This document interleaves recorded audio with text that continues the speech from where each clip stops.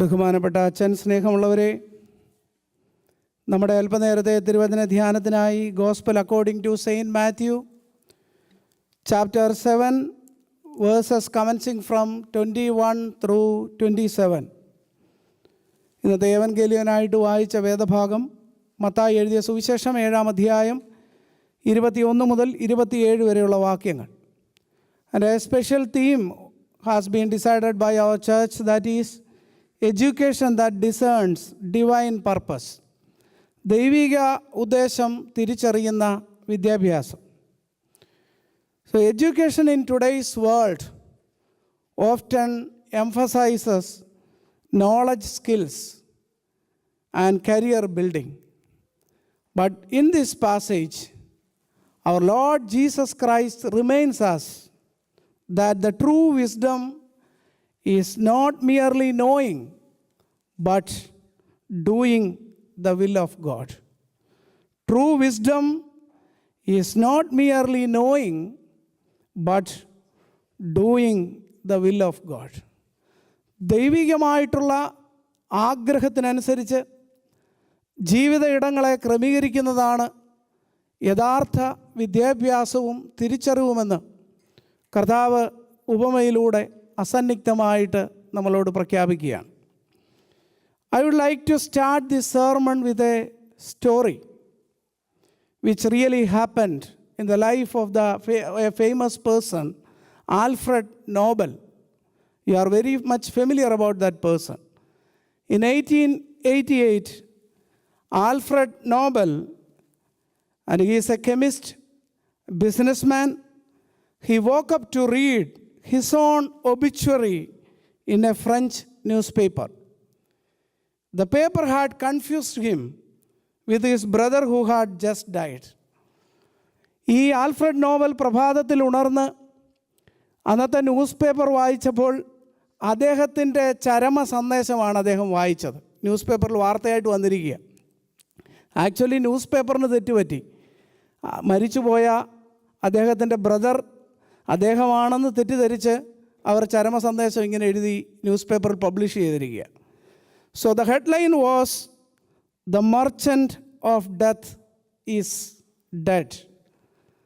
The merchant of death is dead. മരണത്തിൻ്റെ വ്യാപാരി മരിച്ചു എന്നുള്ളതായിരുന്നു ആ heading. The obituary described him as a man who made his fortune by inventing dynamite and producing weapons that had caused countless deaths. ഡൈനാമൈറ്റും മറ്റ് പലതും കണ്ടുപിടിച്ച് അനേകരുടെ മരണത്തിന് കാരണമാക്കിയ കണ്ടുപിടുത്തങ്ങൾ നടത്തി എന്നുള്ള ഒരു വ്യക്തി എന്നുള്ള രീതിയിലാണ് news paper gave A special headline, that was the merchant of death is dead. Alfred was shocked to see how the world would remember him, not for science or education, but for destruction. സയൻസിന് ഒരുപാട് സംഭാവന കൊടുത്തെന്നുള്ള രീതിയിലല്ല ലോകം തന്നെ ഓർക്കുന്നത്, മറിച്ച് മരണത്തിന് കാരണമായ, നാശത്തിന് കാരണമായ കണ്ടുപിടുത്തങ്ങൾ നടത്തിയ വ്യക്തി എന്നുള്ള രീതിയിലാണല്ലോ തന്നെ ഈ ലോകം ഓർക്കുന്നതെന്ന് ഓർത്ത് അദ്ദേഹം ഷോക്കായി. That day became a turning point in his life. Nobel realized that his knowledge and education had been used for profit, but not for divine purpose. Then he decided to change his legacy. He invested his time to establish the Nobel Prizes award for achievements in science, literature, and peace. Dearly beloved, today, Alfred Nobel is a person who is very much familiar to you, because today Alfred Nobel is remembered not as the merchant of death, but as a promoter of peace and human advancement. ഇത് കണ്ടപ്പോൾ അദ്ദേഹത്തിന് വളരെ വേദനയുണ്ടായി. അദ്ദേഹം ഒരു തീരുമാനമെടുത്തു. എന്നെ ഈ ലോകം ഇത്രയും കണ്ടുപിടുത്തങ്ങളൊക്കെ നടത്തിയിട്ടും വായിക്കുന്നത് മരണത്തിൻ്റെ വ്യാപാരി എന്നാണല്ലോ. ഞാൻ നല്ലതൊക്കെ ചെയ്തിട്ടും ആരും അത് മൈൻഡൊന്നും ചെയ്യുന്നില്ലല്ലോ. അതുകൊണ്ട് അദ്ദേഹം ഒരു തീരുമാനമെടുത്തു. അന്ന് അദ്ദേഹത്തിൻ്റെ ഒരു തീരുമാനം അദ്ദേഹത്തിൻ്റെ ലൈഫിൽ ഒരു വലിയ വഴിത്തിരിവായി. അദ്ദേഹം മനസ്സിലാക്കി താൻ ഇത്രയും നാൾ ചെയ്തത് നേട്ടത്തിനും ലാഭത്തിനും പേരിനും പ്രശസ്തിക്കും തൻ്റെ കരിയർ ബിൽഡപ്പ് ചെയ്യുന്നതിനുമൊക്കെ വേണ്ടിയാണല്ലോ, നന്മയ്ക്കായിട്ടൊന്നും ഉപയോഗിച്ചിട്ടില്ല. തൻ്റെ അറിവിനോടൊപ്പം ഡിവൈൻ പർപ്പസ് താൻ കൂട്ടിച്ചേർത്തിരുന്നില്ല എന്ന് അദ്ദേഹം തിരിച്ചറിയുകയും തുടർന്ന് അദ്ദേഹം ലിറ്ററേച്ചറിലും സയൻസിലും പീസിലുമൊക്കെ ഉന്നതമായ നേട്ടങ്ങൾ കൈവരിക്കുന്നവർക്ക് കൊടുക്കുന്ന പരമോന്നത ബഹുമതിയായ നോബൽ സമ്മാനം ഏർപ്പെടുത്തുകയും ചെയ്തു. അതുകൊണ്ടാണ് നോബൽ സമ്മാനം അറിയപ്പെടുന്നത് ആൽഫ്രഡ് നോബലിൻ്റെ പേരിലാണ്. അന്ന് അദ്ദേഹത്തിൻ്റെ ജീവിതത്തിലുണ്ടായ ഒരു ടേണിംഗ് പോയിൻ്റാണ്. He established Nobel prize four several people who is doing better and best things in the field of science, literature and peace. അപ്പോൾ അദ്ദേഹം മനസ്സിലാക്കി, എൻ്റെ അറിവിനോടൊപ്പം I should combine divine purpose too. Knowledge aligned with divine purpose can bless generation. The story of Alfred Nobel teaches us how knowledge without purpose is dangerous. How knowledge without purpose is dangerous. In this time also we have many sources to earn knowledge and many ways that we can learn very well and we can build up our career. But without a divine purpose, you cannot lead a meaningful Christian life in this world. Jesus here in this passage, he reminds us that education without obedience to God is like building on sand. You should give priority to Jesus and you should do the will of God. If you have knowledge, if you have many opportunities in your life, utilize all those opportunities and potentialities and various knowledge along with the Lord Jesus Christ and utilize for the expansion of the kingdom as a faithful believer. Jesus reminds us that education without obedience to God is like building on sand. I would like to share some thoughts. Education beyond words. When we go through the verse 21, we can see വാക്കുകൾക്കപ്പുറമാണ് യഥാർത്ഥത്തിൽ പ്രിയപ്പെട്ടവരെ വിദ്യാഭ്യാസം എന്ന് പറയുന്നത്. വിദ്യാഭ്യാസം വെളിവാകുന്നത് നമ്മൾ ഈ പറയുന്ന വാക്കുകളിലൂടെയല്ല, പ്രവർത്തികളിലൂടെയാണ് വിദ്യാഭ്യാസം വെളിവാകേണ്ടത്. Jesus wants that not everyone who says, Lord, Lord, will enter the kingdom, but only those who do the will of my Father will enter into the kingdom. So വാക്കുകൾക്കപ്പുറം നമ്മുടെ പ്രവൃത്തി വിലയിരുത്തപ്പെടേണ്ടതായിട്ടുണ്ട്. Knowledge without obedience is incomplete education. And highly educated people, we can see sometimes in their life lack of moral direction is there. So they cannot accomplish a success in their life because lack of moral direction is there. Education should shape our actions, not our words. In these times, sometimes we are thinking that if we have education, we are saying too much and we are teaching somebody else and we are using that knowledge through our words. But real education should shape our action, not our words. നമ്മുടെ പ്രവർത്തികളെ രൂപപ്പെടുത്തുന്നതായിരിക്കണം യഥാർത്ഥത്തിലുള്ള വിദ്യാഭ്യാസം. നമ്മുടെ വാക്കുകളുടെ മൂർച്ച കൂട്ടുന്നതിനേക്കാൾ അപ്പുറമായി നമ്മുടെ പ്രവർത്തികളെ രൂപപ്പെടുത്തുന്നതാവണം പ്രിയപ്പെട്ടവരെ യഥാർത്ഥത്തിലുള്ള വിദ്യാഭ്യാസം. Live in faith with honesty and compassion. That is needed. We are servants in this world. God sent us to do service in family as well as in society. Many a times we failed to realize such a valuable ambition of our Lord, and we are doing a selfish life in this world. But Lord Jesus Christ wants us that you have to formulate all your activities along with the Lord and utilize your time and talents while remembering that you are a servant of Lord. അതുകൊണ്ട് നമ്മുടെ താലന്തുകളും ജീവിതത്തിൻ്റെ അനുഭവങ്ങളും മറ്റുള്ളവരുമായിട്ടുള്ള ബന്ധത്തിലും ജീവിത സാഹചര്യങ്ങളിലുമൊക്കെ സർവീസിന് വേണ്ടി ഉപയോഗിക്കാനാണ് ഈ ജീവിതം നമുക്ക് തന്നിരിക്കുന്നത്. നമ്മൾ ഈ താൽക്കാലികമായി മാത്രം ഈ ലോകത്തിൽ ജീവിക്കുമ്പോൾ we have to shape our action day by day. When we come to this passage, we can see that again Jesus saying that education that discerns true success. യഥാർത്ഥത്തിലുള്ള വിജയം നമ്മളെ മനസ്സിലാക്കി തരുന്നതാവണം വിദ്യാഭ്യാസം. Education that discerns true success. Some claimed their achievements, prophesied, and we cast out demons, and we did miracles. But Jesus said, I never knew you. I did such and such things. I prophesied. I cast out demons. I did wonders. I did miracles. But Jesus said, I never knew you. അത് ചെയ്തു, ഇത് ചെയ്തു, ഞങ്ങൾ വീര്യപ്രവൃത്തികൾ ചെയ്തു, ഞങ്ങൾ ഭൂതങ്ങളെ പുറത്താക്കി, ഒരുപാട് വണ്ടേഴ്സ് പ്രവർത്തിച്ചു എന്നൊക്കെ വീറ് പറയുമ്പോൾ ദൈവം കർത്താവ് പറയുന്നു, ഞാൻ നിങ്ങളെ അറിയുന്നില്ല. That means external success is not equal to divine purpose. When we are living in this world, we have degrees, titles, positions, cannot replace a genuine relationship with God. ഈ ലോകത്തിൽ എന്തുമാത്രം നമ്മൾ വെട്ടിപ്പിടിക്കുന്നവരാണ്.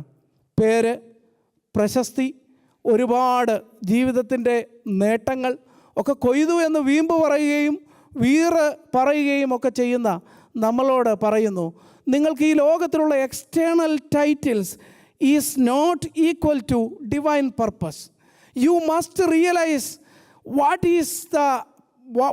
Is the divine purpose about me.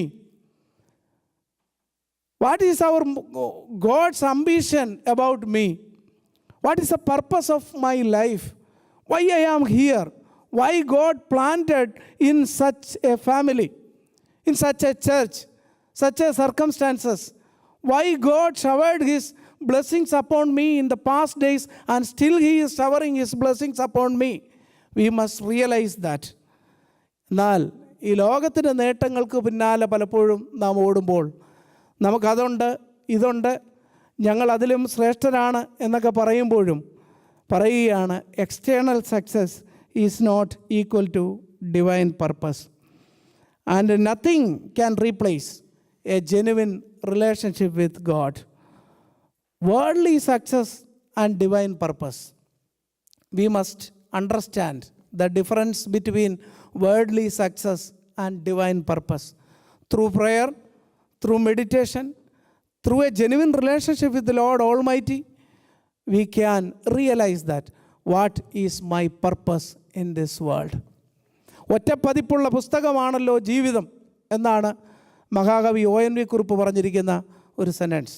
ഒറ്റപ്പതിപ്പുള്ള പുസ്തകമാണല്ലോ ജീവിതം. Our life is like a book which was published only once. We cannot live in this world again. We cannot reprint our life's book again and again. God has given a life to all of us in this world. So we must realize the divine purpose as we are living in this world. Education that builds on the word of God. യഥാർത്ഥ വിദ്യാഭ്യാസം എന്ന് പറയുന്നത് ദൈവവചനത്തിൽ കെട്ടുപണി ചെയ്യുന്ന ജീവിതമാണ്. Education that builds on the word of God. Wise man hears and practices the word, building his house on the rock. Storms of life will test its foundation. Only life built on God's word will stand. So many challenges, so many storms, so many obstacles, so many tribulations, so many trials may come in your life. But if you wanted to stand firmly while witnessing His glory and love, you have to build your life on the word of God. ദൈവവചനത്തിൽ കെട്ടുപണി ചെയ്യാത്ത ഒരു ജീവിതവും സാക്ഷ്യത്തോടുകൂടെ ബലത്തോടുകൂടെ ഈ ലോകത്തിൽ നിൽപ്പാനായിട്ട് സാധ്യമല്ല.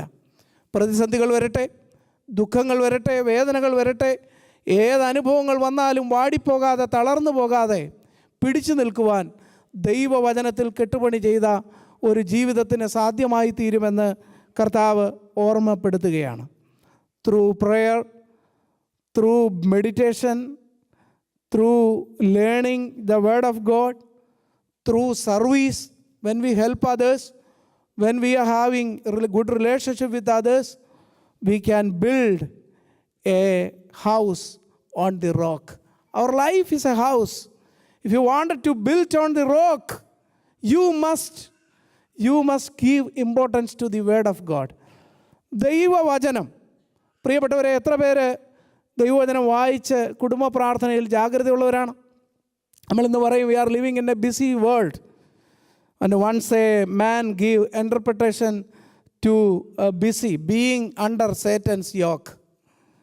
So we are saying that we are busy with so many works. Yes, it's really, you are exactly correct.